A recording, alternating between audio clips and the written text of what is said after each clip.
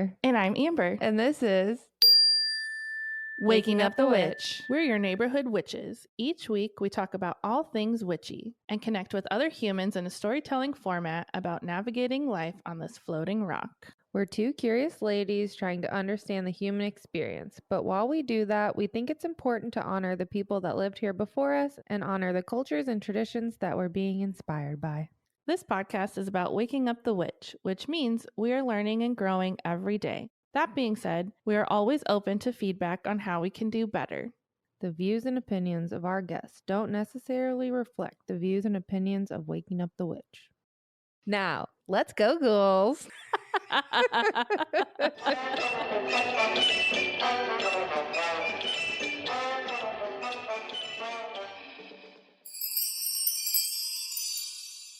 Hey, Amber. Hi, Taylor. How's it going? So good.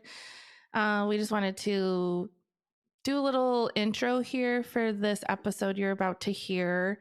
This episode was recorded back in October before Taylor gave birth to our sweet new little coven member, Goldie. She's so cute. And yeah, just things kind of got hectic for our entire team and just needed to like kind of lean more into the softness and quietness of the fall and winter.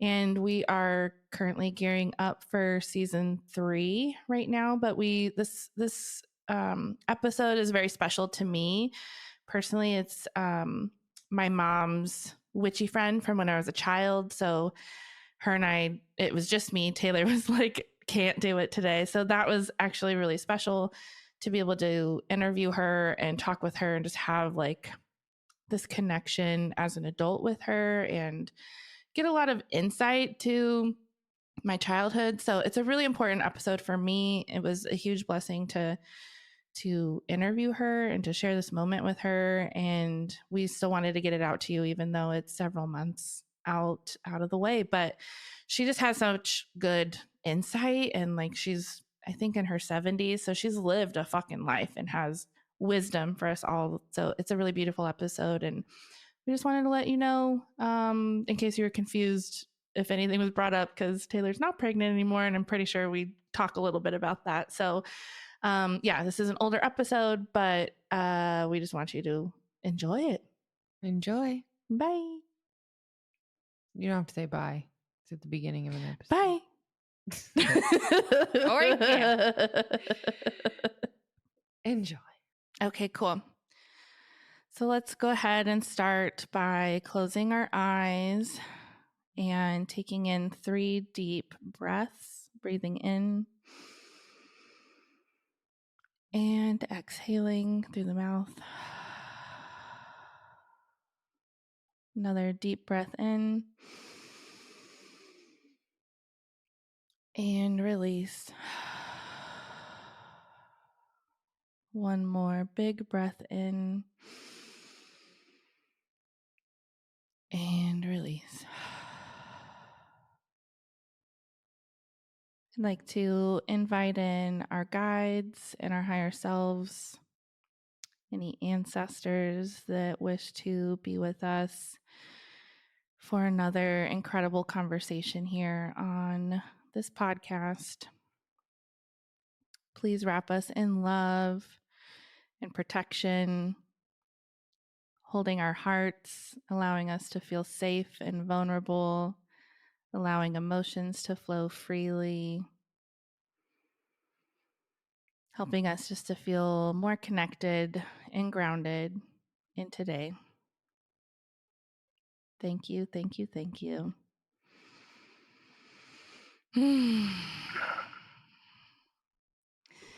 Well, I'm so excited for today's guest. This is someone who is very special and very important to me, someone who really helped me wake up when I was very little. And we've talked about her before in this podcast. I actually, while listening back to the first episode for our anniversary, shouted her out and said, we gotta have her on here someday. So we finally have my dear love Aunt Shelly. Shelly, thank you so much for being here today on Waking Up the Witch. Go ahead and introduce yourself and tell us who you are and your little story about who you are and everything that you've been through. Hi, I'm Shelly. I was born and raised in Pueblo, Colorado until I was around 13. And then, well, actually 14, I guess it was. Then I moved to Denver and ran away from home, got in trouble. And then when I got released, I came back to Pueblo and then got married and moved to New Mexico, which is kind of where I became more aware of knowing that I was mm, different, let's say. Mm-hmm. I always knew I was different because I didn't believe the way other people believed. I went to different churches seeking when I was a child. I did this um, trying to find where I thought I fit in as far as my spiritual beliefs. Um, but I realized that formed religion wasn't my thing. And a matter of fact, I got kicked out of Mm-hmm. catechism because I asked a question that the nun didn't think was right for me to question.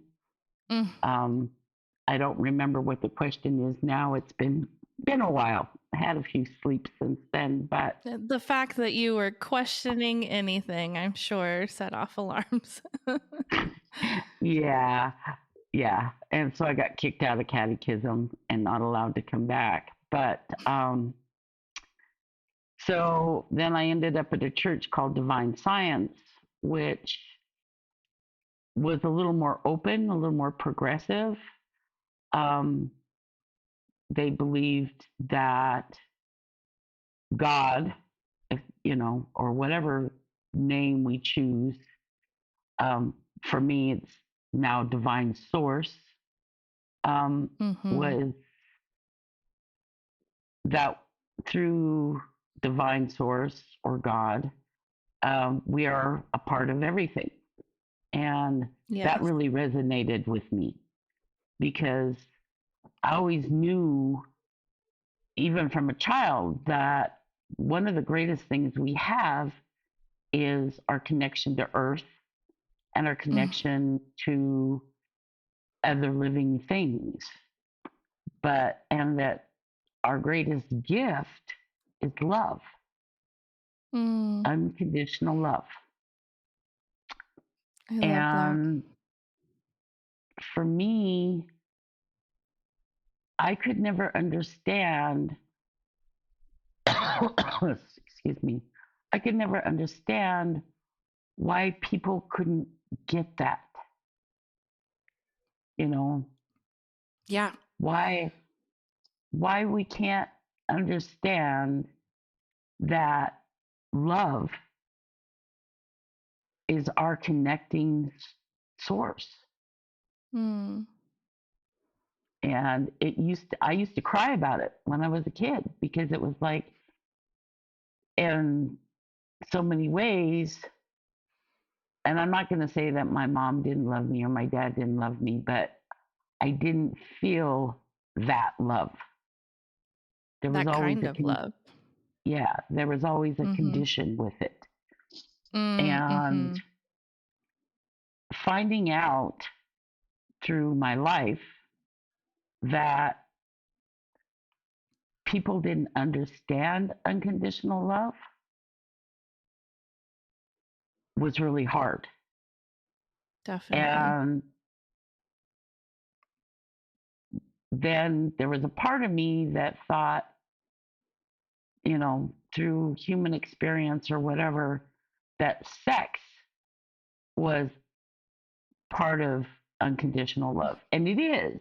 Don't get me Yeah. wrong. It Can be. is. Yeah. But you first have to love yourself. I completely agree. And when from the time you're a child, you're told that you're nothing, that you'll be nothing, that you're unimportant, it's Mm. kind of hard to get that out of your head and become someone that can love yourself Yeah. and then turn around and be able to give that love back. And I didn't hit that point in my life until I was in my 30s, my Mm-hmm. early 30s. Um, I left my husband and moved from Folsom, New Mexico to Albuquerque. I Mm-hmm. didn't know a living soul. And that's where my self journey really started. Mm. And I went through regression therapy, and I went through past life history. And I found through all of these things, the reoccurring message was love yourself. Mm. So once I kind of accepted that and worked on that, things started to open up. I found Wicca Mm-hmm. through, I went to a bookstore, Blue Eagle bookstore in Albuquerque. And Still there. there were, and the greatest people run that store or ran that store at Mm-hmm. that time. Mm-hmm. And um, there was a woman there that did readings. And don't ask me her name. I've slept too many times since then. But but she was a wonderful woman. And I walked into the store for the first time, and she came up to me and she says, "I need to read you." And I'm looking at her like, "What? Why? Read me? What do you mean? Just like, okay. And she told me through this, she did tarot cards and some scrying. She told me that I would be important to people, but I would never know it. Mm. And that just to be who I was meant to be. And Wow, that makes me that, want to cry. and that I had to learn to heal myself, and I had to learn to heal others. And Mm-hmm. I was like, well, okay.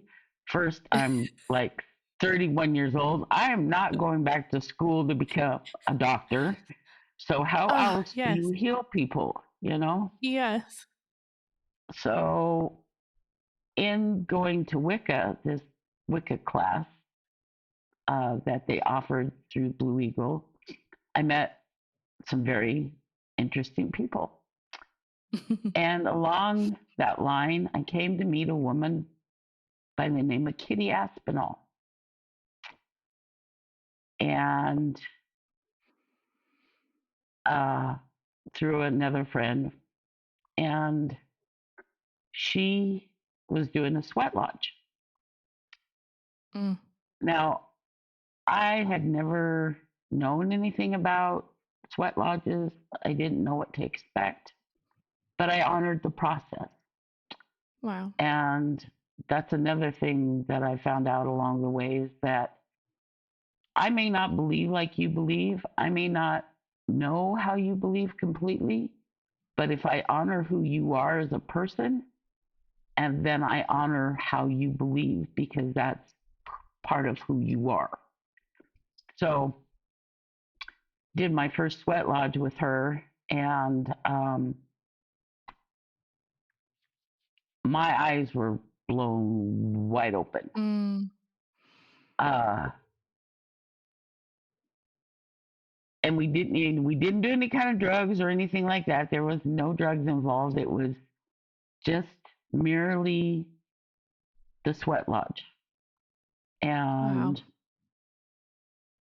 And I was shown some things, and one of them was that I needed to go to massage therapy school.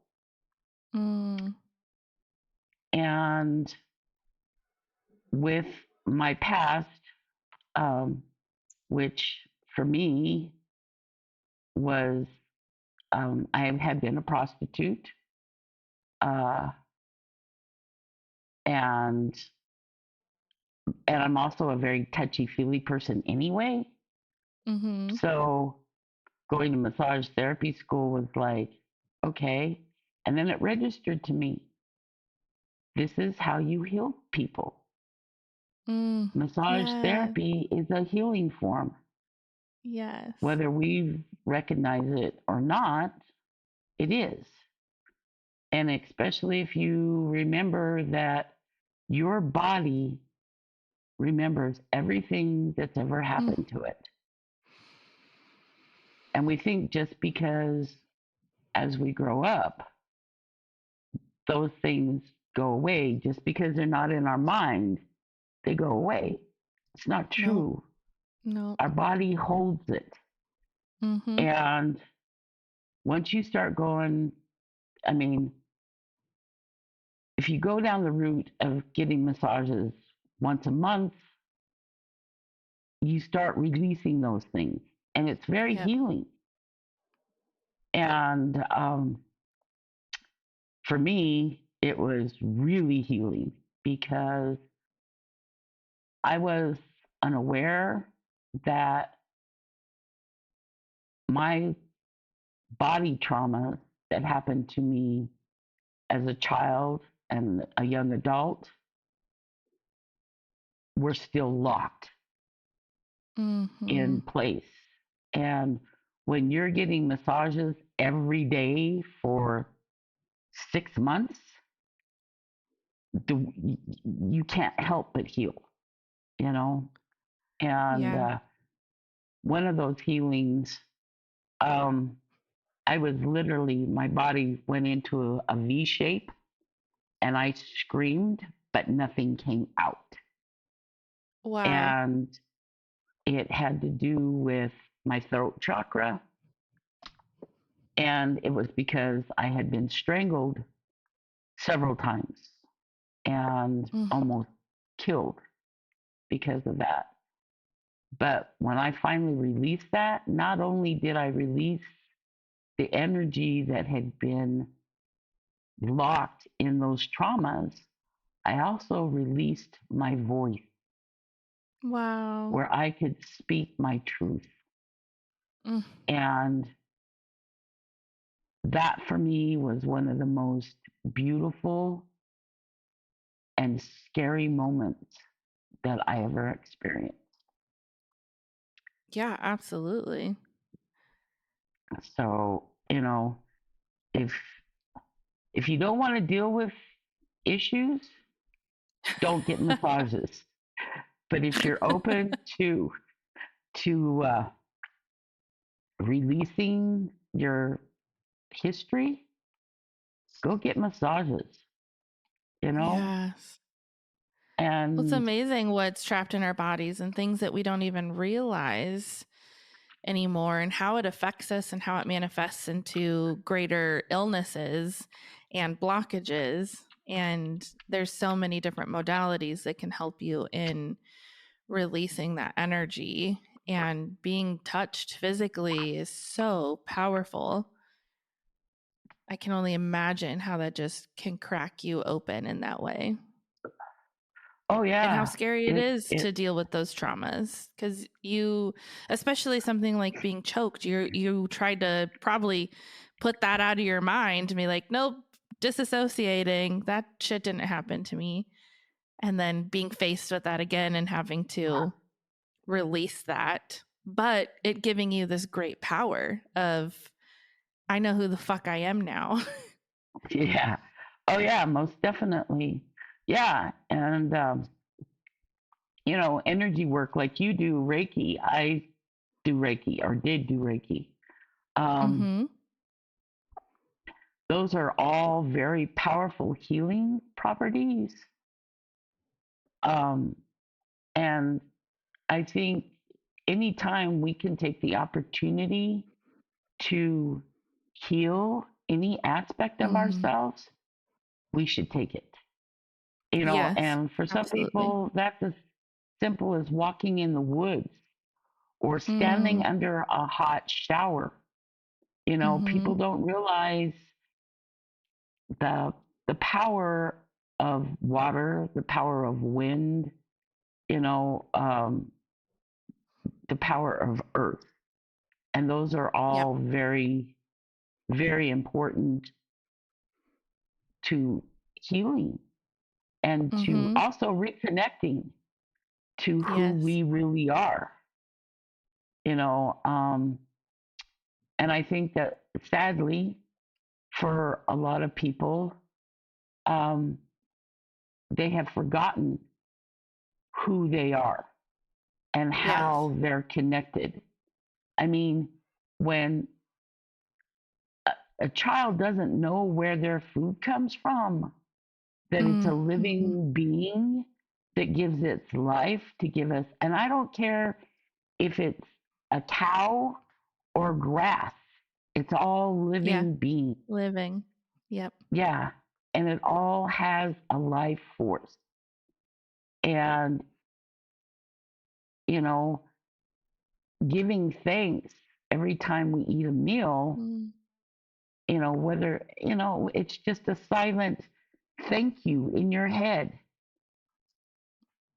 Recognizing that energy that is now being transferred to you is really important because that energy is what keeps us connected. I love And, for me, I went through a period where I was eating just junk food, just straight up processed junk food. And I didn't feel good. Yeah. So I said, okay, so, what's going on here? And I had a dream about these piles and piles and piles of junk food. I mean, hamburgers and French fries and fried chicken and it was like weighing down on me.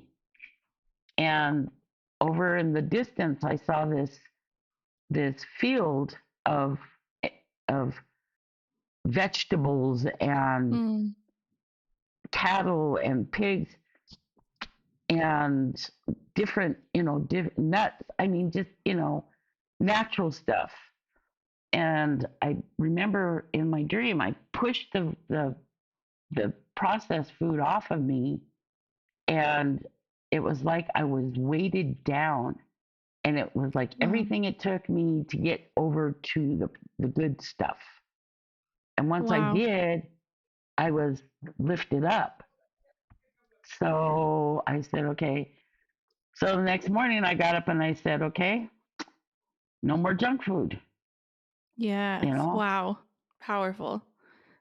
And with that, I started feeling better. I started, just things kind of lightened up. So dreams are very powerful if you listen, if you pay attention. And that's been one of my gifts, so to say, is being able to first off, remember my dreams. Second off, take and understand what's trying to be told to me so I can do what I need to do for myself. And that's so fascinating. That's something we've talked about on here quite a lot, is just how to interpret dreams or how to get intentional with receiving messages through your dreams. Is that something that was just completely natural to you, or was there any sort of teaching that you received to help you really get more intentional about connecting with your dreams and allowing yourself to receive those messages? it was natural. But you know, I also did some reading and stuff to try to understand further. But I also came to understand, there's thousands and thousands of books on Yeah. on how to interpret dreams, and I have found for myself and telling other people, you've got to figure out what those symbols mean to you. Like a Yes. snake for one person is one thing, a snake to another person is another thing. So where that lies is in your interpretation. Like for me, snake is medicine. And if you look at some of the dream books, snakes are about people talking about you. And I'm like, no, that doesn't quite register with me. Yeah. So just like most things in my life, first off, I listen to my gut because my gut never steers me wrong. It's part of my higher self. And secondly, if it doesn't jive, it's not mine. Yes, I love that. That's such a good rule. I think that all of us could take into the world. Yeah. So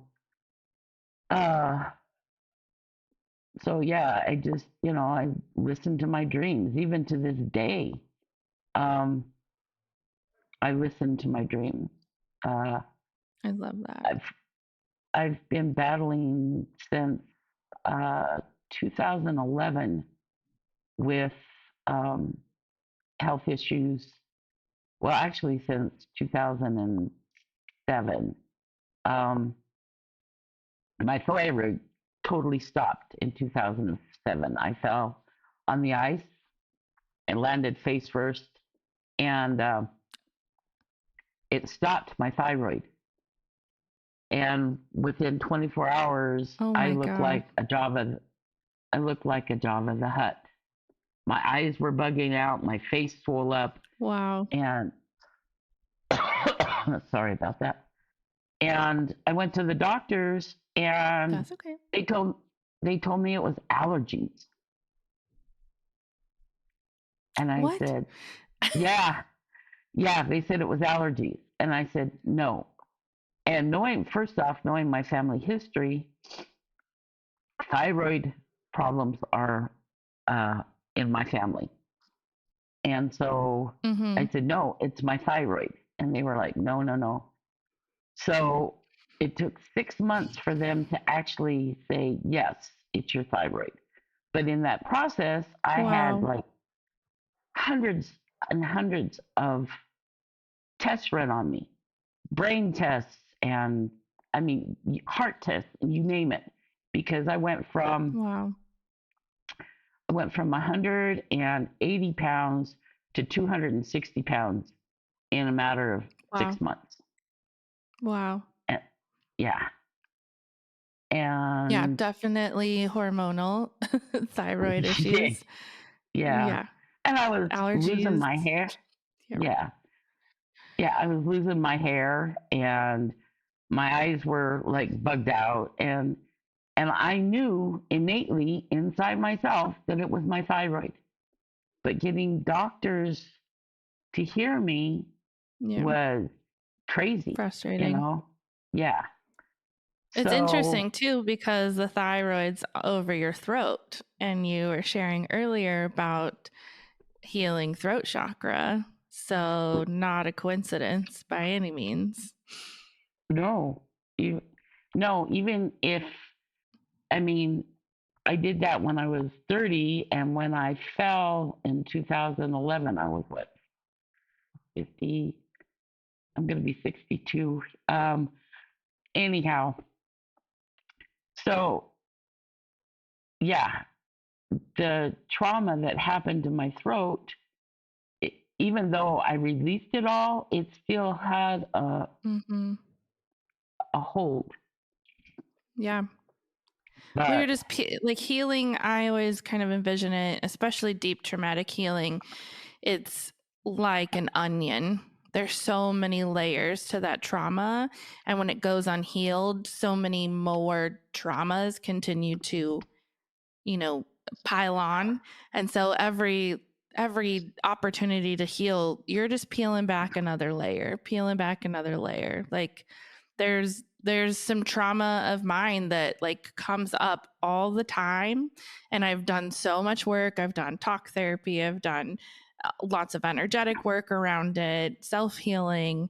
And I think it's something that is just so big that I will always continue to heal, and it'll always come up. But every time it does, like, it's just for me, just another layer. We're just peeling back some more of that trauma, of that situation, so that, because it also kind of feels like you become like a big flashlight for more trauma like that if you don't heal that.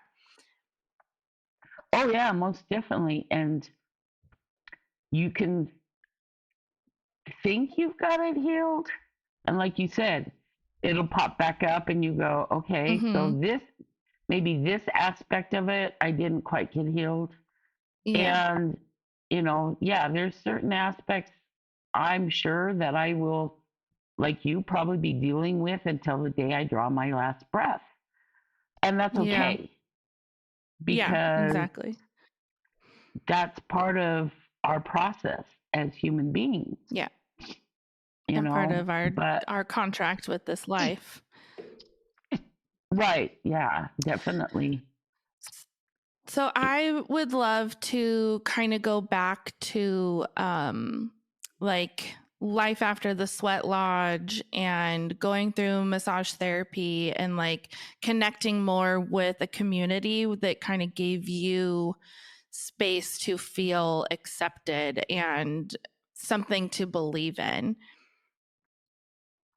Um, yeah. So I branched out in kind of two different directions. I went towards the Native American as well as the Wiccan. Yeah. Well, it's so strong in New Mexico too. It's a big part of the culture. Because they're so closely related, because they're both earth based, Mm-hmm. um, and they're not religions. To me, it's spiritualism. Mm-hmm. Um, and so I went on this journey of both ways and tried to bring them together because they made sense to me, Mm-hmm. and finding that balance, Mm-hmm. because there's even things in Wiccan that I didn't quite agree with. Mm-hmm. And then there's things in Native Americans' um, beliefs that, were not quite my cup of tea either. Mm-hmm. So I found, and I think that's part of every person's journey, is you find what resonates with you Yes. individually. And it doesn't have to be any kind of religion. It doesn't have to be one distinct belief. It's what resonates with you. And even to this day, I'm still on that journey of finding what truly resonates with me. Yeah. Um, I still do self energy work. Um, I've read books. I read a book by Mary Summer Rain. I read her whole series, and I it's a still have all of wonderful. the books.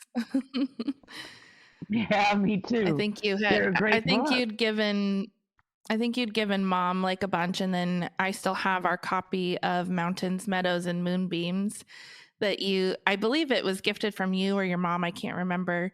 Um to us kids. I still have that same copy.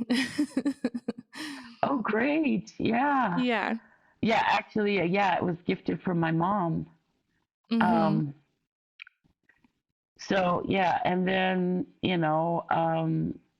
there's been different, like, um, what is it? The 79 names of God, and what's this one I've been doing? Peanut butter. I am the I am discourses, and that's been really interesting because it's and every day you can open it to that day's thing and you read it. Oh, and I love those. And then it's got an explanation for that, but it's understanding that I am. When you remember that I am all that I am, you are the creator. You are the trees that grow and the birds that fly. And one of the things that I found after doing Sweat Lodge, I didn't understand manifestation. I didn't understand that whole process. I just kind of went with the flow.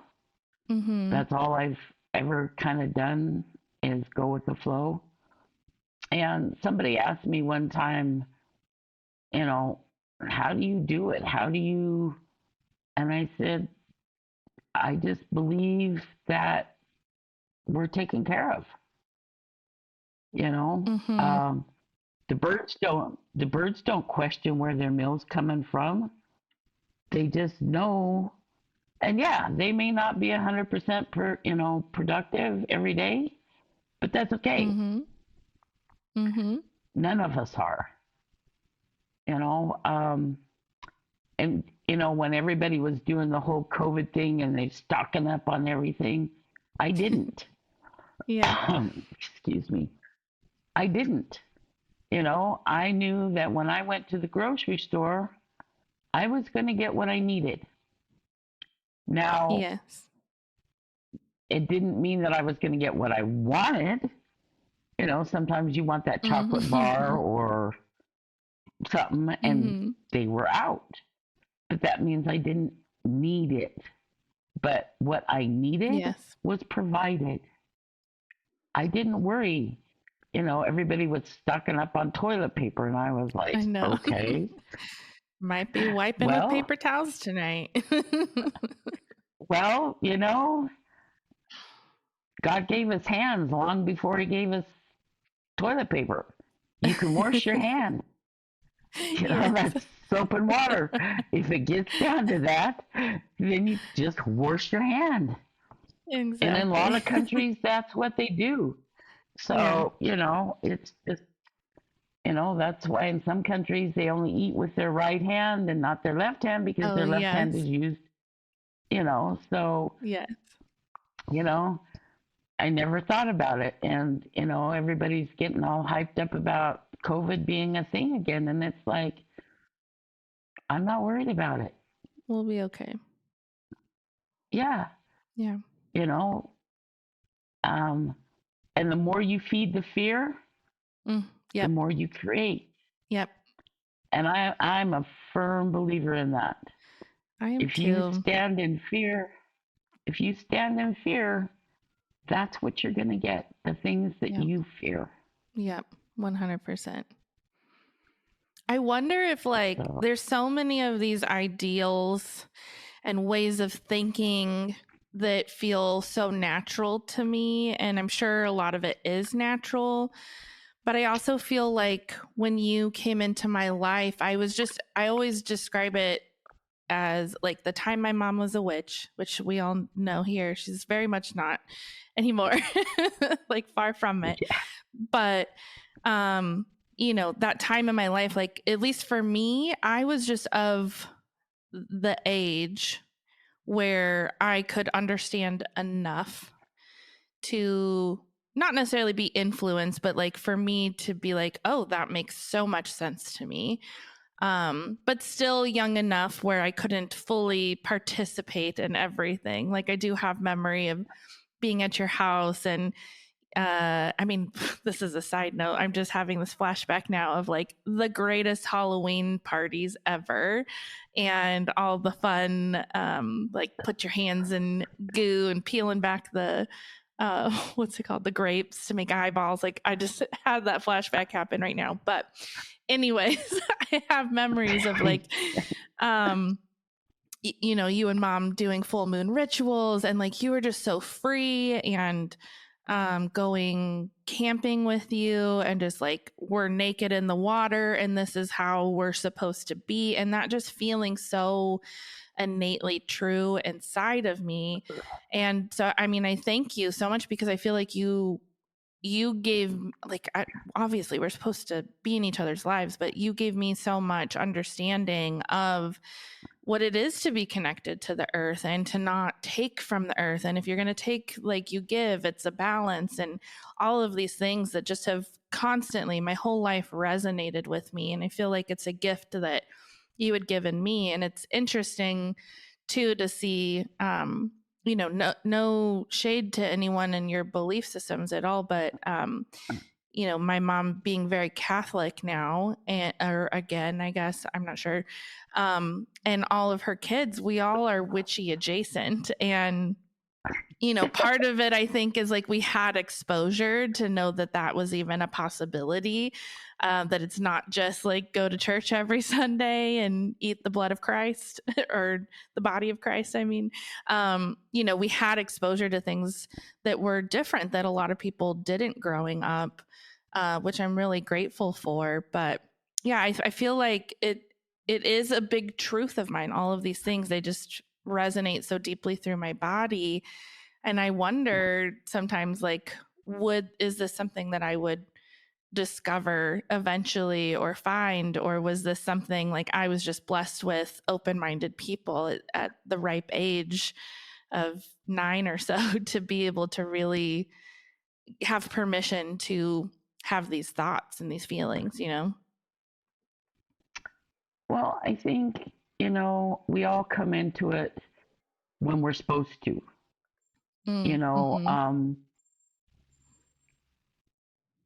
For me, I always knew that religion wasn't the thing, Yeah. but I didn't really have open-minded people, you Mm-hmm. know, around. I mean, my mom kind of, in a way, was kind of a free spirit in some ways, but she still stuck to the religion. You know, Yeah. I had to get baptized. You Yep. know, that whole thing. I had to go to church every Sunday. And, but when I hit about 10, I think it was, I said, nah, I'm not doing this. I'm not Yeah. going to your church. Yeah. And so mom even stepped out with me and said, okay, what do we want to try? You Oh. know, and so, you know, she went with me. We went to the Divine Science Church, and she even liked it there, you know. But my grandparents were at the um, Central Christian Church, Mm-hmm. and they kind of wanted us to go with them. So, you know, it was kind of this. And then my grandmother Davis, um, she was Southern Baptist. Mm-hmm. And the way that I got into catechism is because the people across the street were Catholic. And I would just go with them when they went to catechism on Wednesday Mm-hmm. because I wanted to understand. Yeah. And, but none of them fit. Mm-hmm. And it wasn't until I got married and was able to get away from family influence and stuff that I started checking out other things. You Mm-hmm. know, I started reading about Buddhism and Mm-hmm. Taoism and, you know, all these other things. And and then when I left my husband and moved to Albuquerque, the whole, you know, it just blew the doors off Yeah. because I was then free. Mm. I was free to explore who I was. And the interesting thing, back to dreams, the interesting thing that led me to leave my husband, other than the fact that he was having an affair, was I had a dream before I found out that he was having an affair that um, I was buried in the earth. Wow. And this badger came up and started digging at me and freed me. Mm. And then he presented me with different crystals. Mm. And in the background, my now ex-husband, was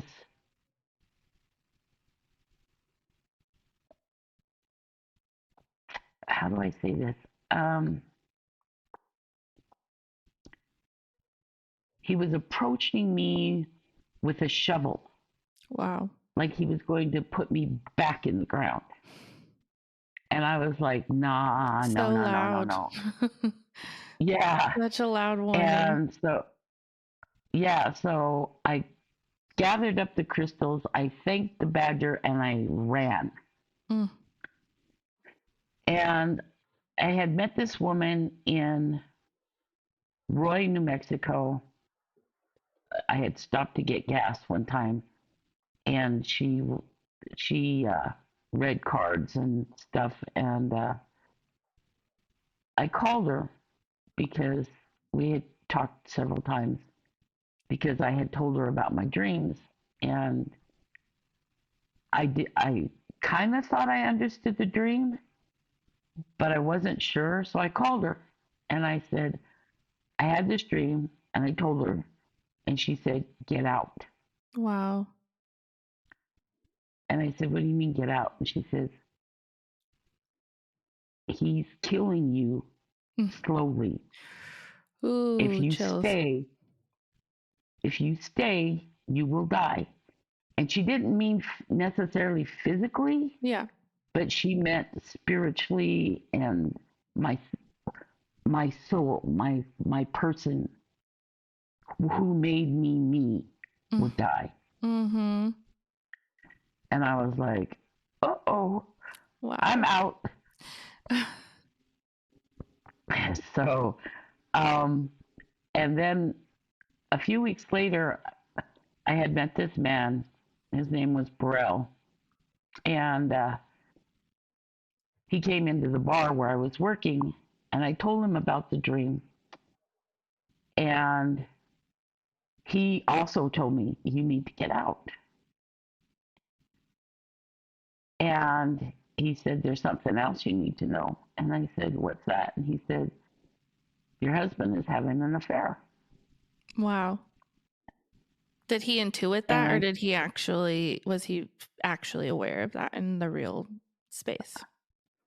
He was actually aware of that. He had seen Charlie with this other woman. And so I confronted him about it. And he said, yeah, and she's pregnant. Oh. And yeah. Wow. Yeah. And I kind of went, oh, okay. Damn. What do you do with that, Yeah, exactly. And then he tells, and here was the final kicker. He says, and the baby is for us. For you and him? Yeah, because I can't have children. Yeah. So he's going to take his mistress's baby with him for the two of you? Was she aware of that? No, she wasn't. That's freaky. So, yeah, and so wrong on so many levels. Yeah. Oh. But gross. Yeah. Yeah. So at that point, I told a little lie. I said, I'm going to Albuquerque to see about going back to school to learn how to, for horticulture, because we had a landscaping business, and told him I wanted to know what the right way to plant certain things and all this stuff. So he helped me move stuff to Albuquerque, and Amazing. on January 1st, 1991, I left. We had gone out the night before, had, celebrated New Year's, went to Sierra Grande restaurant, and he looked at me and he said, "You're not coming back, are you?" Oh, And I said, "Nope, wow. we're done." Yeah.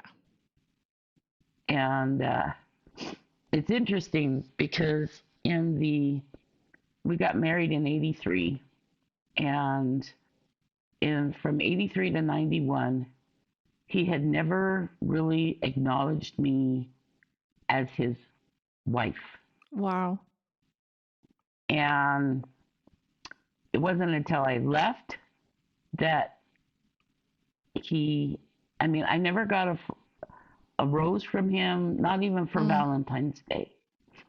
I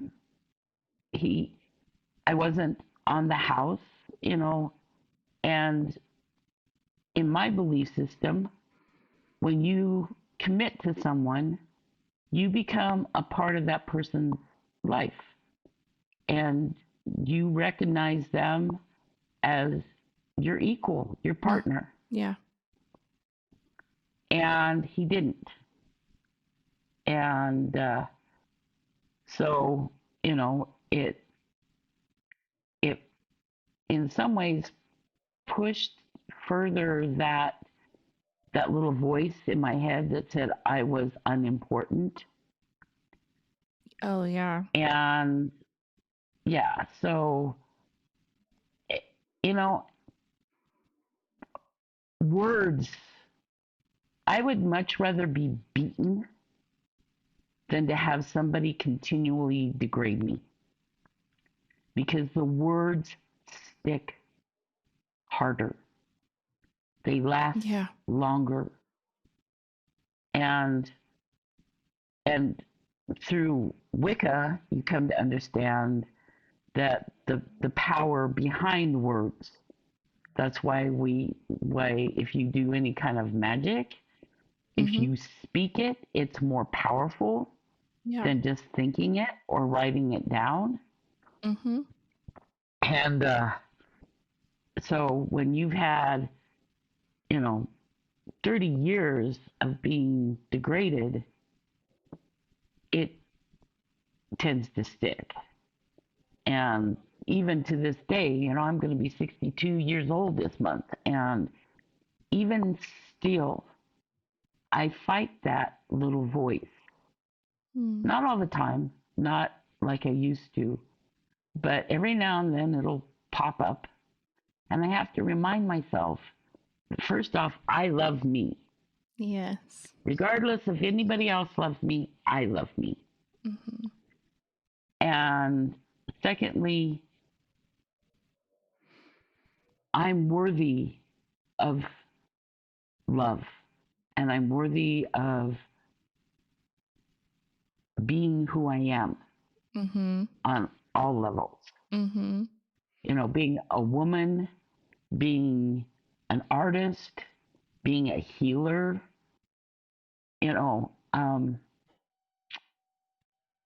people don't realize that even in a smile is a healing. Yeah. When was the last time that you walked through the grocery store and you saw all these grumpy people, and if you just smile,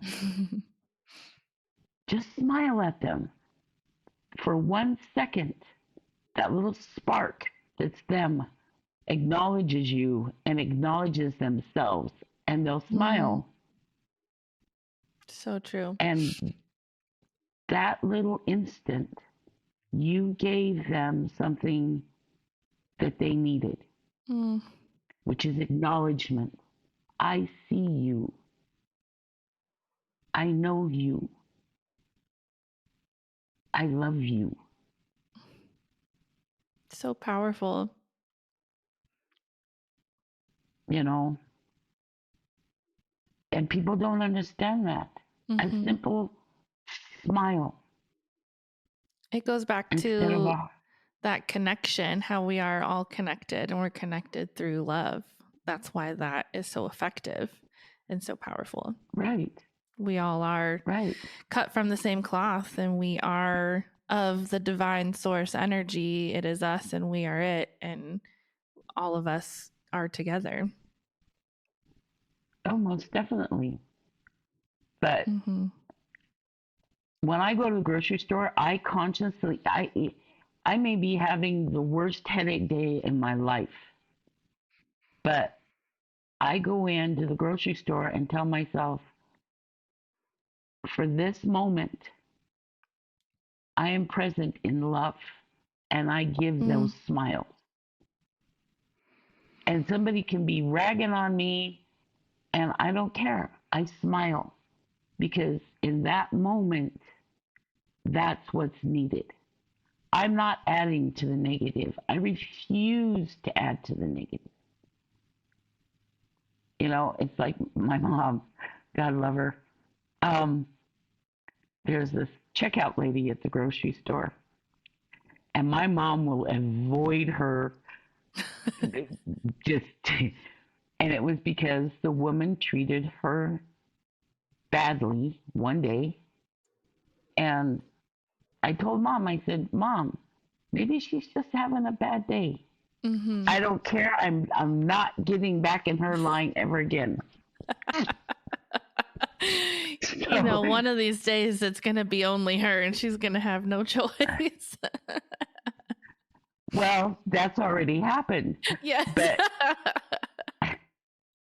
But actually, I kind of pushed my mom to that line, and the woman was having a better day and even smiled at my mom. And my mom kind of didn't, she didn't ignore her, but she didn't acknowledge her completely either. And when I stepped up there, I smiled at the lady, and the lady actually said to me, how was your day? And I said, my day's great. How was yours? And it's, you know, it's one of those things. We can feed the negative. Yeah. We can be a part of it. But who does it serve when we do that? Yeah. No one. You know? But when we go in with the presence of, I'm not going to make somebody else's day worse just because I'm having a bad day. We carry that energy, and it fans out, because then the person behind me, the lady was even nicer to. Yeah. You know? So just those little simple acts are part of creating a better world. You know, it's just like, you know, you drop a drop in the pond, and those ripples keep going out and out and out and out until something stops them. Because they'll continue as big as the, you know, and words are the same way. Yes. You know, and your words, even though they may be intended for one person, that energy from those words will ripple out. And people don't always understand that. Yeah. You may think you're only directing it at one person, but the truth is the energy from that is a ripple. Yeah, it really is. And when we for the can good or all the bad. Right, yeah. Yeah. Yeah. You know, and sadly, and as much as I love modern technology, I don't know if you remember in school when you were a kid. I do. If you had a problem with somebody, you went face to face with them. Yeah. And You might do the rock 'em, sock 'em, knock 'em down, and go at it. But once you got done, oftentimes you brush yourselves off and then you go back to playing on the playground and everything was cool and it was all done and over with, right? Mm-hmm. But today, people attack without understanding the consequences because there's no true exchange. Yeah. Like when you hit somebody, there's two things that happen. You hurt yourself and you hurt them. Mm-hmm. Okay? So there's an exchange. There's an exchange of energy. But with modern day technology, a person can attack somebody and not have to look them dead in the face. Yeah. But they put it out there and that energy spreads. Mm-hmm. And because there are no consequences to them directly, they continue. Yeah. It's also how we uplift people. If you want to uplift people, like your podcast, you're putting that positive energy out there. And even though it's you and I doing the exchange, and one of the things I like is that I can see you. Yeah. And I can exchange. There is a consequential exchange. Mm-hmm. But for the people that listen, there'll be an energetic exchange as well. Yes. And they may not even recognize it until something triggers in them and they go, oh, or they think back and they go, oh, wait, I heard that on this podcast. And, or it even makes them just think. Yeah. To wake up our conscious mind to think about something on a level where we wouldn't have normally thought about it. Mm. Yes. That all feels so yummy. And I've never really thought about it that way. And I love that this gets to be something that does get to ripple out to people. And ultimately, what we want is to help people see themselves and others and also have understanding of others and where they come from and really having those deeper conversations, whether they're a part of the conversation physically or just through listening. It does have an effect on people and hopefully allows people to walk through the world a little bit more compassionately, because we, especially with social media, like we get a certain version of people that we get to see and experience through what they put out into the world, what they're choosing to put out. And here, like, we just get to dive deep and like kind of peel that all back and see like how you got to be that person.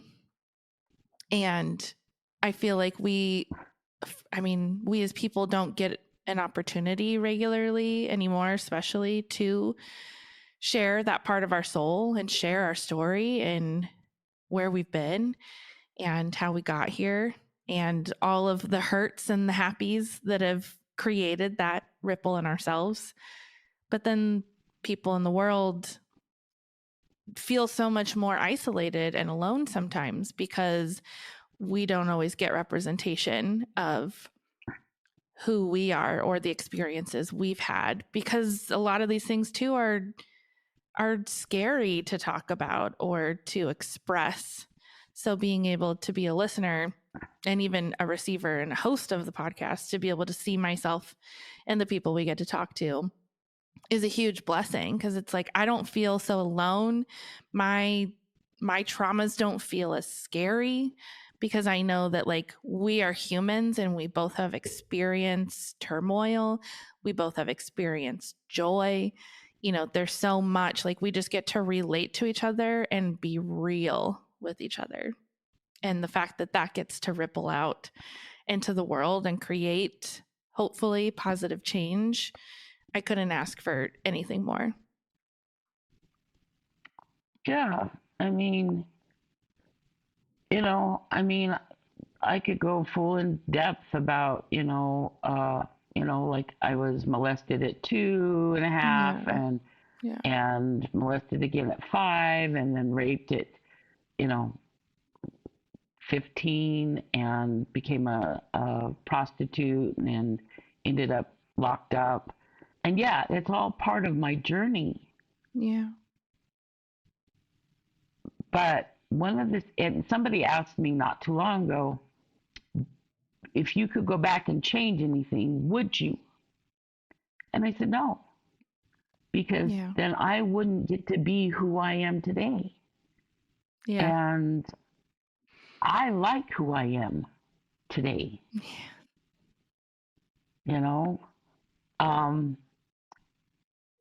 I like the fact that I can sit by myself and not be afraid. Mm-hmm. There was a time that being alone scared the coon shit out of me. Yeah, me too.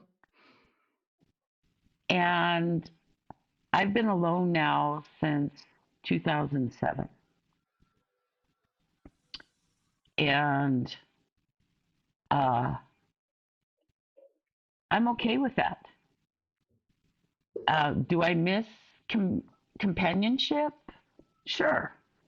Do I miss making love to a man? Sure. But also in that, I have found my peace. Mm-hmm.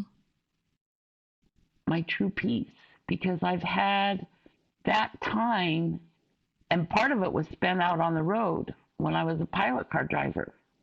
There's nothing like driving across this country and seeing the beauty of this country and meeting interesting people. Mm-hmm. Nothing like it. But when I had to come off the road in 2011 because I blacked out and had a headache that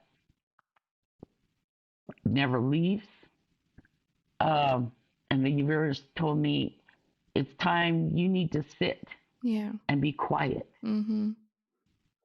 And let me tell you, that was a fight. Because I like the gypsy life. Yeah. I like traveling and seeing the world. But there's a lot of noise out there. And when you're called to do something, I'm an anchor, a light anchor. Do you know what that is? No. Okay. In these changing times, there are people that are light workers. You know what that is? Yes. Yeah? Okay. So I'm a light worker, but I'm also an anchor. And that means it's my job to anchor the energy of light to a specific area. Mm. And I couldn't do that being a gypsy out on the road. Mm-hmm. Yeah, you're all over. So, yeah. So when I was told, this is your job, and we need you to stay put. And sorry, I'm a little hard-headed. You are a Scorpio. Yes. Yeah, with a Capricorn ascendant and a Taurus moon. Let's just call me mud. Wow. Yeah. Yeah, I'm a little bit of mud. Yeah.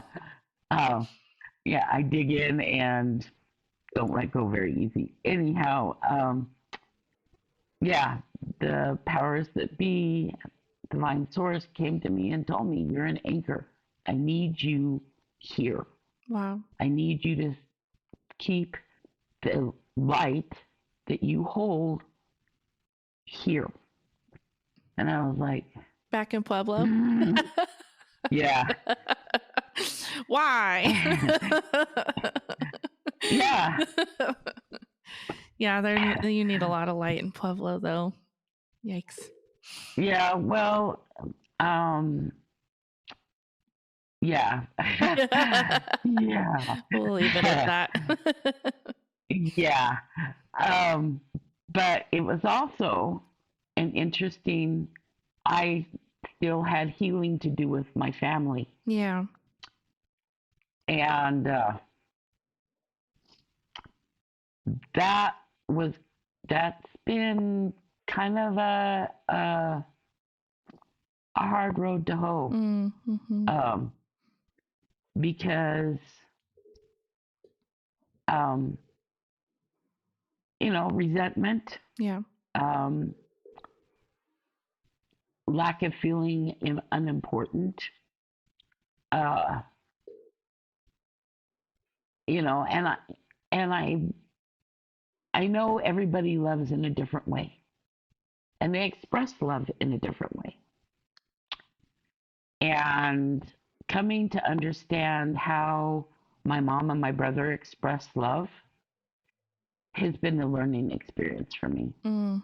And also allowing them to understand how I express love Mm-hmm. it's been a journey, but we're finally to that point Wow. where and some days it's still a little bit of a struggle, but when you bless, it's like my mom is one of the worst drivers in the world. And she scares me, but she's 82 years old. Okay, I have to give her Mm-hmm. credit, she's still out there. My mom, I call her the Energizer Bunny. I mean, she just keeps going and going. And, God love her. And she scares the bejeebas out of me when we drive. But I've learned that if I try to tell her, how to drive, we end up with her getting mad at me. And then, it often turns into a silent car ride. And I've chosen that instead of that, I just go, you do you, Mom. Yeah. I'm along for the ride. You do you. And I find that we get to where we're going a lot better. Yeah. And it's kind of the same way, with the rest of the world. I kind of go, you do you. Mm-hmm. Because I can't change anyone but me. Yep. I can give ideas. I can give, if asked, I can give my opinion. But it's not going to change anything. It's like, I don't know if you know, but I was addicted to crack cocaine for 2 years. Mm. I don't think I knew that. And there was a lesson in that for me because I didn't understand why people couldn't just walk away. Mm. It's like from you? To me, it was from the addiction. Oh, okay. Why they couldn't just walk away from the addiction. And even though I only did it on weekends, because I was going to school and working. Yeah. And in the first time in my life, I got a 4.0 grade point average when I graduated. It blew me right out of the water. But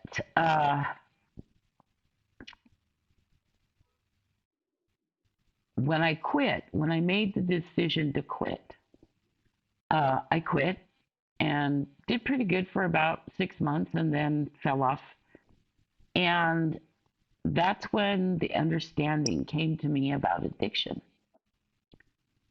And so I sat down with the divine source and I said, look, I, as a human being, cannot do this by myself. I'm calling on my higher self, and be it however you want to name it, God, I need your help to rid myself of this addiction.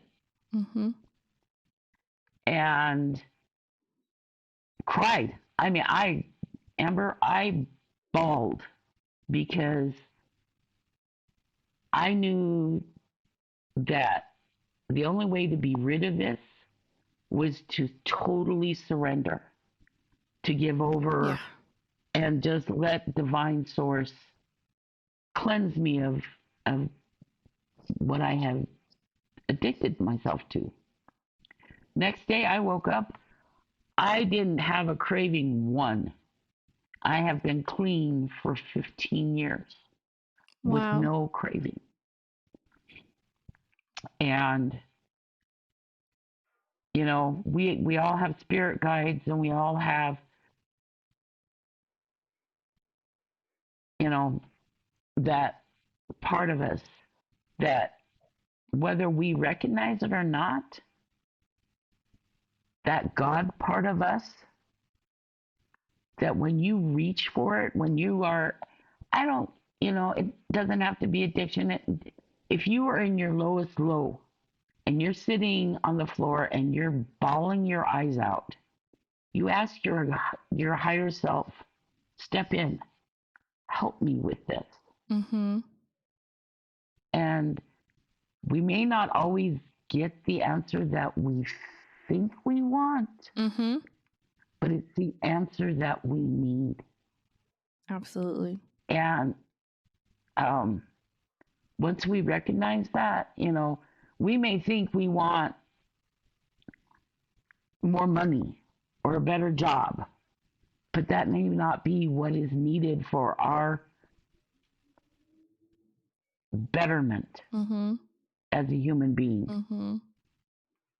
And you and I both know sometimes the hardest lessons are the ones that put us in the right place at the right time. 100%. To be better, to look at ourselves and understand, oh wait, this is what I need to know.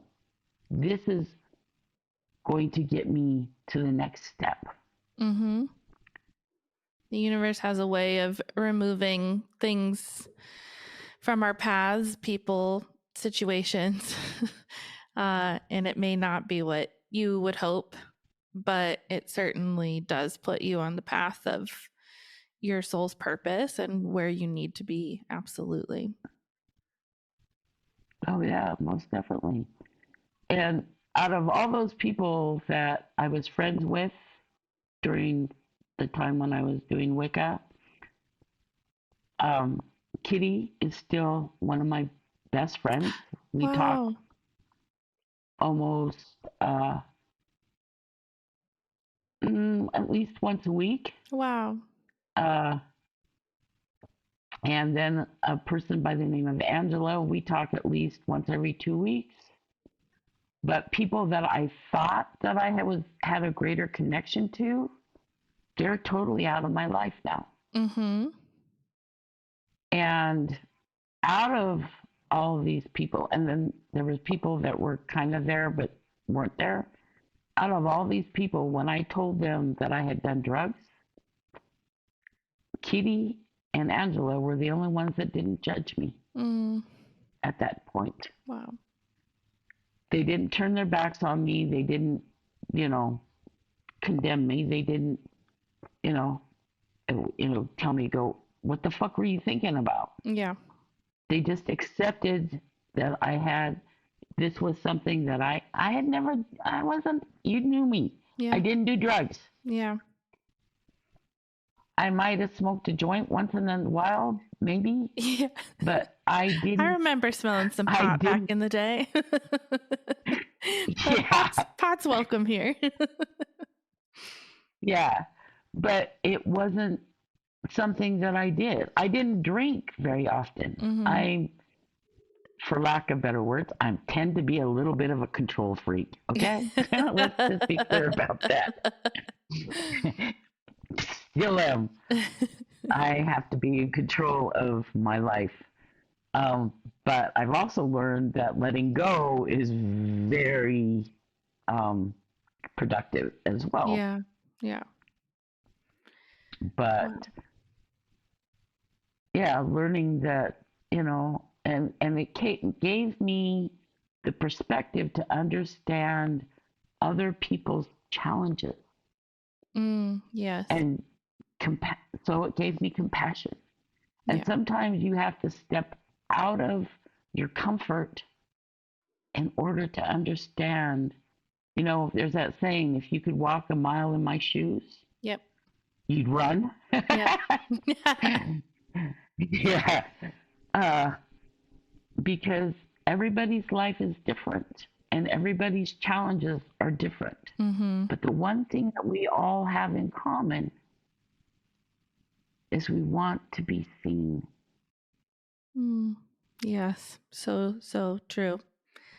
Which again is why we do this, why we talk to people, because we all deserve to be seen, whether it is through telling your story or seeing yourself in someone else's shoes, literally. Like, oh, I've been there. Me too.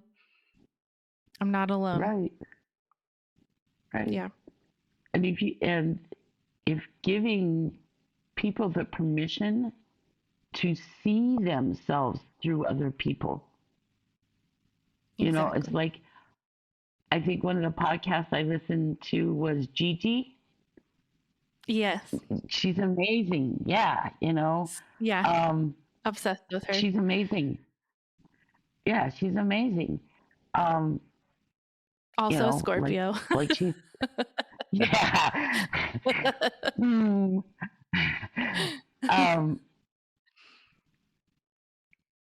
We as women don't give ourselves the permission to be women. Yes. We don't. We're trying to live in a man's world. Yep. But why?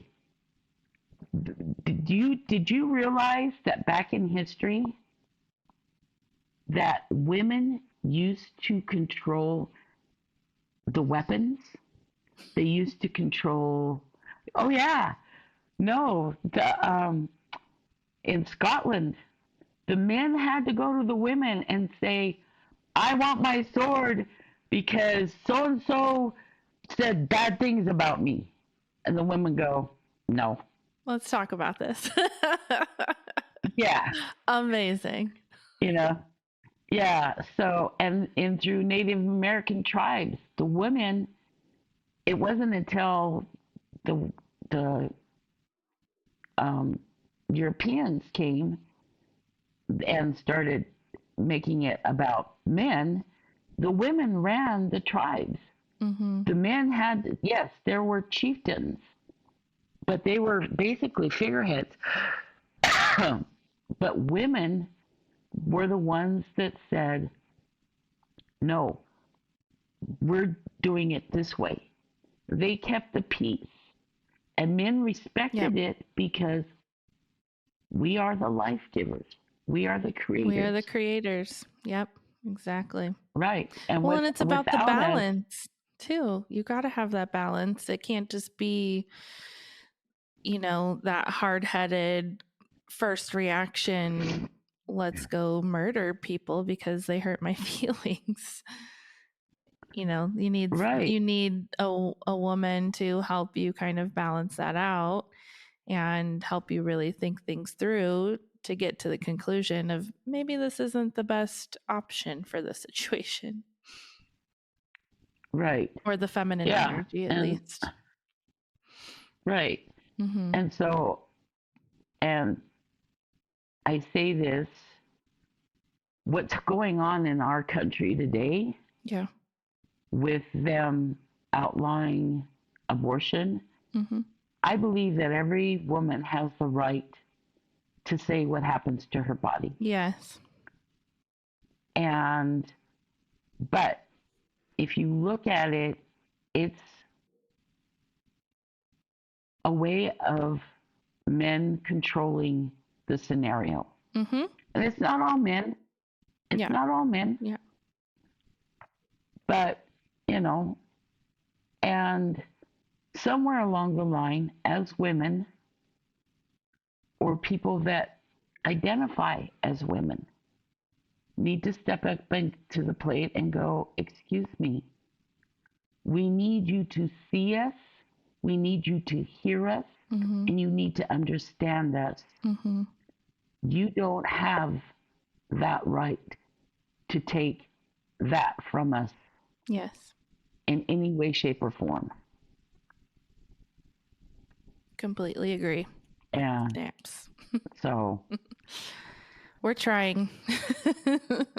Oh yes, I know. Yeah. People ask me, well, how do you feel about this? You didn't have children, and I said, no, but the reason I can't have children is because a doctor decided for me when I was 14 years old that because I was promiscuous, that he would take that right from me. Yeah. Fuck that. Yeah. And in the 70s, they did that. If you went in as a young woman and were having an abortion, if the doctors thought that you, one, were promiscuous, two, if you were of a certain race or a certain financial level, they would sterilize you without your consent. So fucked and up. what they're forcing on women today is so wrong. And my heart bleeds for them. For all young women coming up today, women that are trying to live in this, because to me, no one has that right to tell me what can and cannot be done with my body. Yeah, it's outrageous. Especially it's completely appalling. And I have a lot of anger inside of me revolving around that. And especially like listening to your story and, being forced sterilized, and especially at that age, like things were happening to you that you weren't asking for prior to that, whether or not you were choosing to be promiscuous at the time. Like things happened to you that you didn't ask for, putting you in positions to maybe need to seek out that kind of healthcare. And that's what it is. It's healthcare, and being forced into something that you probably couldn't really understand or even know was happening to you. No, and and in the situation, when the doctor says that this is the procedure, well, because you've never gone through it before. How would you know? And even though even though my mother was there for part of it, she had never gone through it. So how was she to know? And and it wasn't until I wanted to start a family and was told by my gynecologist, good luck with that. You've been sterilized. And I'm like, how? I'm not a fucking cat. Like, what the fuck? I'm a goddamn human being. Right. Yeah, they didn't. Right. They didn't do it surgically. They did it with chemicals. And shot it into my ovaries and destroyed my ovaries and my fallopian tubes. Terrible. And little did I know that procedure could have, if my gynecologist wouldn't have been as good as he was, it could have killed me. Wow. Because my gynecologist did an ultrasound, and my left ovary was the size of the grapefruit. My left fallopian tube Wow. was the size of a garden hose. Oh my And gosh. so, yeah, so I had to have Painful. emergency surgery, and they took those. Now, the right one wasn't as bad, but the chances of me getting pregnant were cut in half. Yeah, literally. And then the fact that there was damage to it, the chances were cut down. When we finally got down to it, it was 3% that I would get pregnant ever Wow. in my life. And sadly, since then, I have found out that not only did they do that in the 70s to young women across America, but they have been doing it to the Native American young women since the 1940s. I believe it. So awful. You know, and to control the there, master it wasn't race. So fucked up. Right. And it wasn't until 1999 or 98 that they supposedly put a stop to it. That's insane. But, like, that wasn't that long ago. No. But through coming to this understanding, you look at these women across the country, and, you know, it's like, instead of browbeating each other down, we should all be lifting each other up. Mm-hmm. Because it's through women that this country stands. Because, yes, men went across the country and did their thing, but how many men went off and died and left women out in the middle of East Blivid nowhere with kids? Mm-hmm. And they went on. And even to this day, how many women are left to raise children on their own? Yeah. And to me, even more now than any other time, that village to raise a child is needed more than any other time. Yes. Absolutely. And yet it seems it's just the opposite. That more and more people are separated and made to feel alone.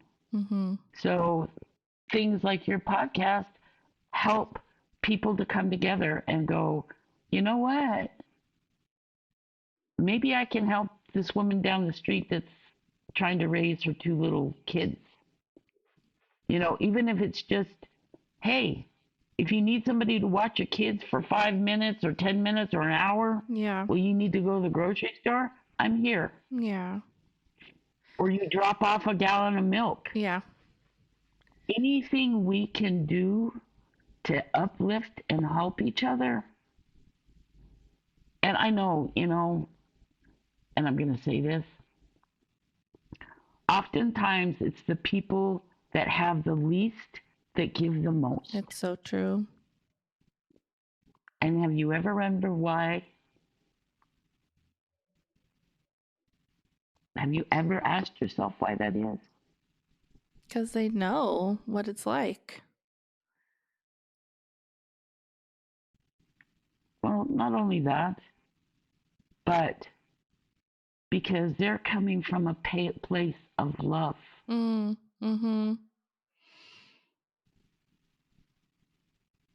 mean, I would not be here if it wasn't for the village of people who were in my mom's life growing up. She was a single mother with several different, boyfriends or fiancés in and out of the picture throughout my childhood. But it's people like you and so many others who my mom made family with, whether it was long-term or short-term.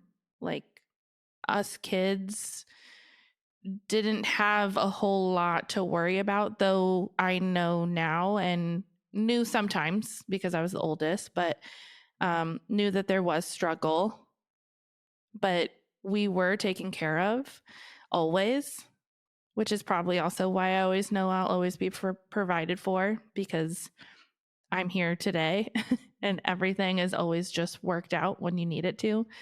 But it really does take a village. And I hope that more people, even as the world does change, that we still do connect with people in that way and come together and help people when they are struggling. Like, I'm thinking about Taylor right now, who wasn't feeling well today, but she's about to have her first child, and just seeing how lucky she is, the support that is around her, even her birth team. There's going to be 7 of us there at her birth, rooting for her, holding her, helping her. And the amount of people in her life, healers, friends, who just rally around her. Like, she is so lucky for that, because not everyone has that. And she knows that.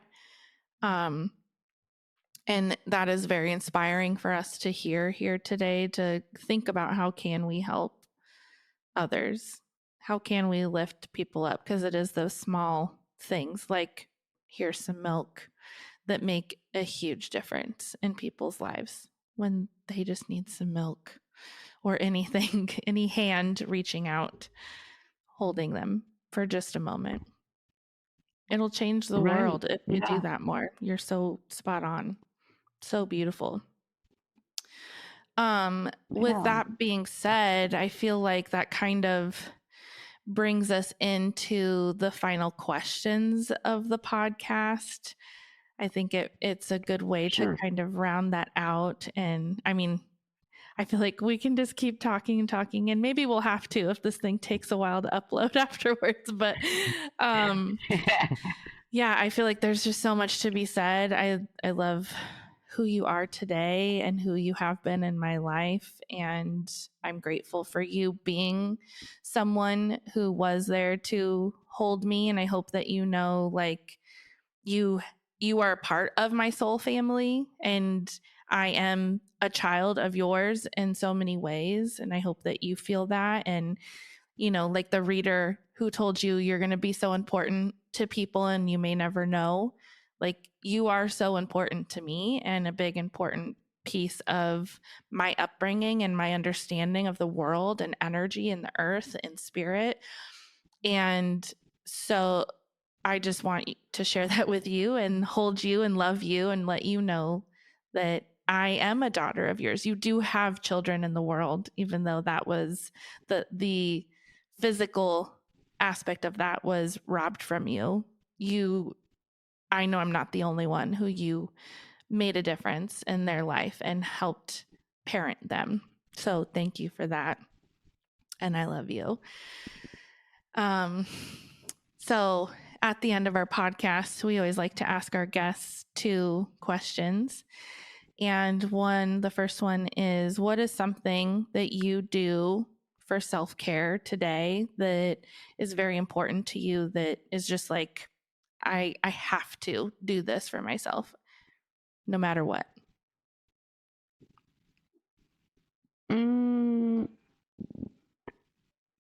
I have to doodle. Yes. You are such an incredible artist. It's far more than doodling. No, but I know your listeners can't see this, but this is my doodle. Oh, I love it. Wow. And if you want to take a picture and share it with me, I will put it up for the listeners to see if you wish. Okay. Oh yeah. So but beautiful. that's one of the things that I have to do. I have to doodle. I have to do something with my hands, and so I doodle. I love that. And it also it it it opens up the creative mind, and it's a place of quiet where I can let the whole whatever is bothering me or whatever can go away.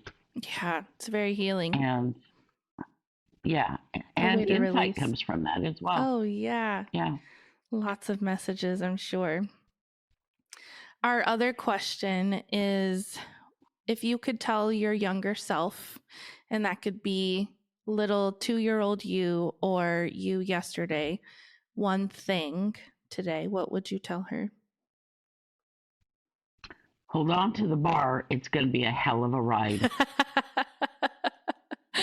I just see you, that roller coaster, riding it.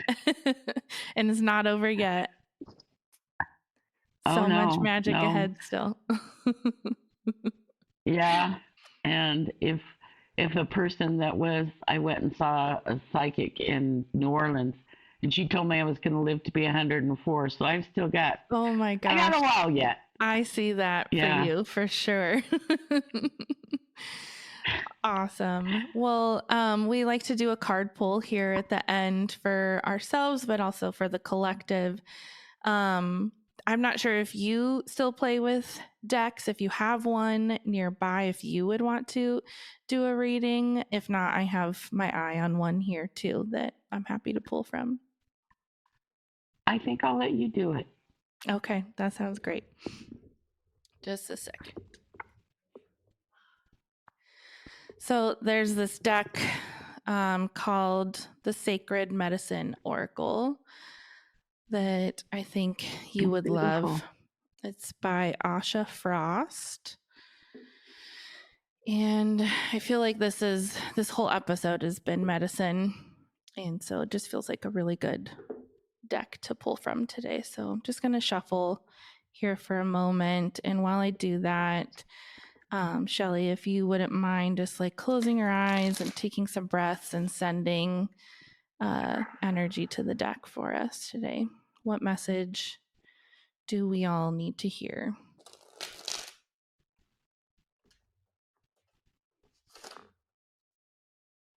And whenever you feel called, tell me when to stop.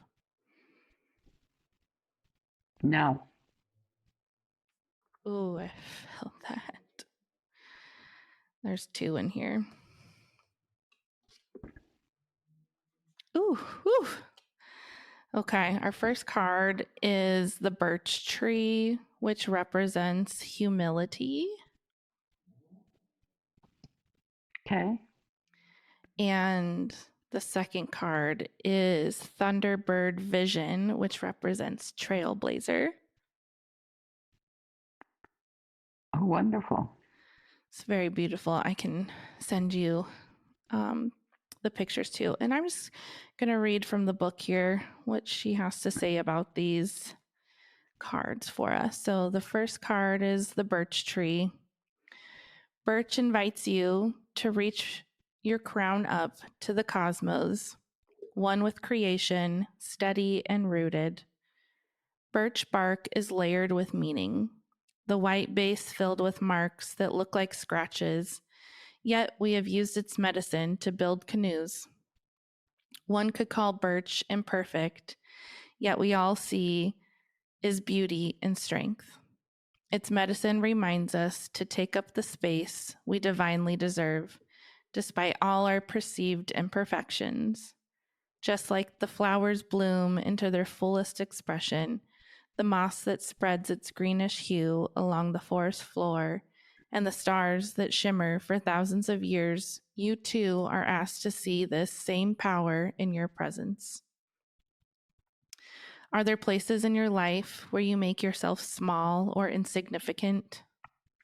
Where do you hear yourself repeating these words over and over again? Birch tree is here to call you out of this spell. Perhaps some voices have told you to shine, but not too bright, to rise, but not so much that you are full of yourself. Shrinking, holding back, and not taking up your rightful space is not true humility. Birch is here to remind you that you are one with all creation, and it's time to use yourself reflected in this, to see yourself reflected in this beauty. Stand tall, illuminate your presence, walk with the grace that you naturally carry, even with your perceived wounds and scars, like the weathered white bark of a birch tree. You are breathtaking. And then there's a sacred ceremony for each card. This one says, birch tree reaches its long branches down to you. The branches embrace you, freeing you from layers of doubt and old voices that have told you that it is safer to stay small. Birch sends an infusion of golden light around you, weaves through your system, awakening your fullest potential and magnificence. Breathe into your lungs, activating your life force. It's up to you to choose how you will take your next bold steps. With humility in your heart, you rise. Healing affirmation for this card. I am a significant part of creation upon this planet. I choose to take up my rightful space here. This card is so beautiful and powerful and just makes me think of, as you're like sharing about these old stories that have always been told to you that, took so long to really break down, and even sometimes they still creep in, and just allowing yourself to be uniquely you and shine and take up space in this world, because we all matter and we all are imperfectly perfect and a part of the great divine spirit. I just love that card so much. Anything come through for It's a you beautiful card. as I was reading that? Just a big grin. No. Just a really big grin. Because it's the continuous journey of remembering that things from the past don't have to have bearing on today. Yeah. I love that. This next card is Thunderbird Vision, Trailblazer. It is said that the Thunderbird is one of the highest spiritual beings, joining us from the west in the spring to bring thunderstorms and rain. The medicine of Thunderbird appears today to shake up the path you thought you had to take. It's time for a redirection with your heart and spirit leading the way. Get out of your mind. It cannot bring you where you need to go.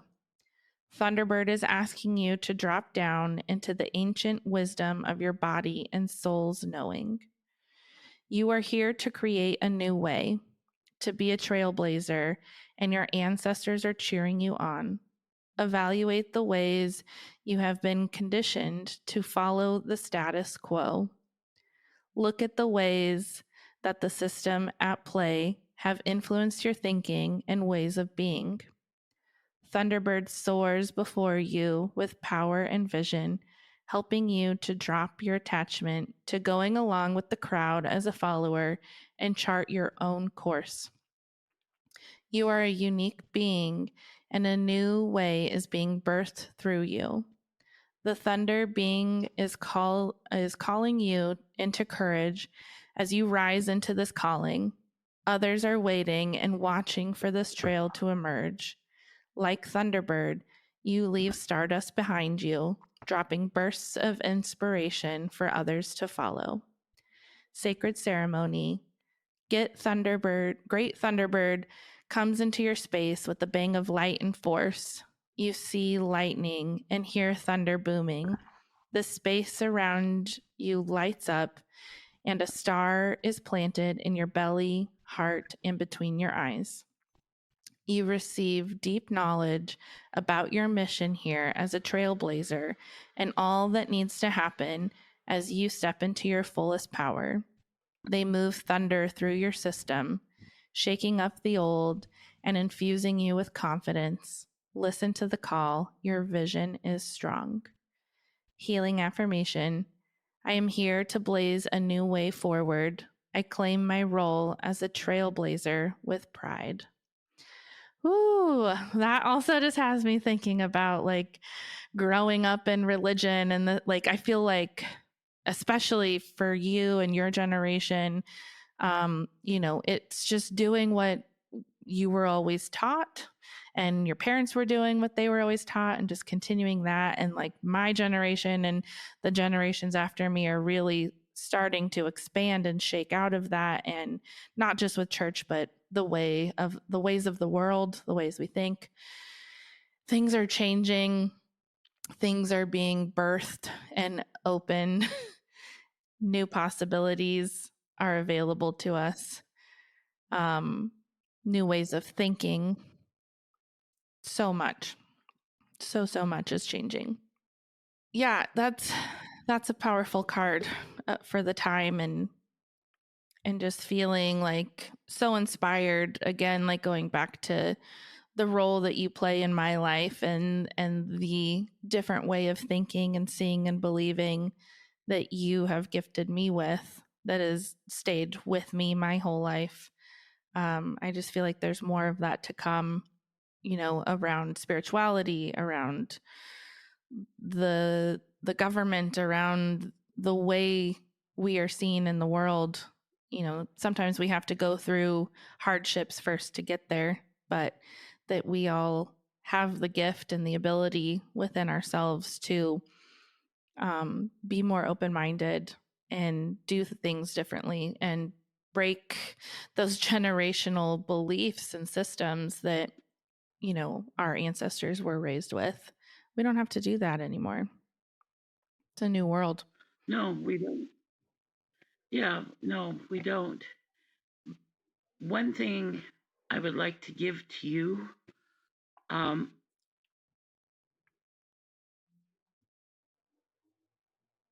let go of the anger.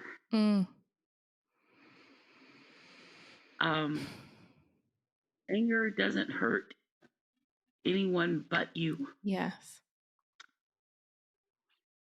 Acknowledge it, acknowledge the reason around it, but let it go and give it divine source. Because when you carry anger, it becomes dis-ease in your body. Yep. And that is not helpful for any certain. No. You can be angry at the situation for the moment, but let it go. Give it back to that can change it. Yes. That can heal it. That can nurture it. Let the earth alchemize it. Yeah. Go put your feet in the lake or in the stream, and put your hands in the dirt and give it back and say, this I cannot deal with, and let it go, because it doesn't serve you. Yes. You are a light, as we all are. But unless you let go of the heaviness of anger, you will never fully shine. I feel like that is a beautiful place to end here, and so many great little self-care tips there for sure for all of us, and something that I think I needed to hear for sure, because there's something inside of me that has a hard time shaking that sometime. So thank you for that. Thank you for that You're gift. welcome. Thank you for your vulnerability and sharing your story here and sharing your energy. I'm very grateful, and I'm sure so many people out there that you may never know will be changed by this conversation. Well, thank you for asking me here. Yeah. And reminding me that my life has more importance than I sometimes give it. Yes. You are important. And I'm grateful that you guys, your mom and you and your sister and brother, were a part of my life, Yeah. and a very important part of my life, Mm. and that you're still a part of my life. Mm-hmm. And I thank you for that. Yes, I thank you too. So grateful for you, and I love you. You are I love you amazing. too, sweet. You are magical. And that's a wrap. Find us on TikTok and Instagram at Waking Up the Witch. Please email us your witchy stories, ghost stories, corrections, and advice questions to wakingupthewitch@gmail.com. Love you. Love you.